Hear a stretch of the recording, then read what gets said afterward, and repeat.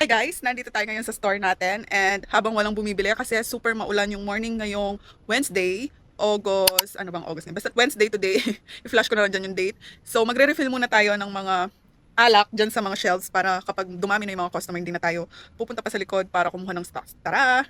Stocks natin nandito sa likod, so kuha tayo mga mi at magiging kargador muna tayo dahil tayo lang ang naka-duty ngayon.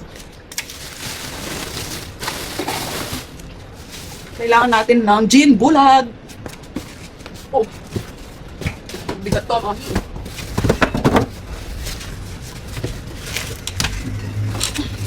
Kaya.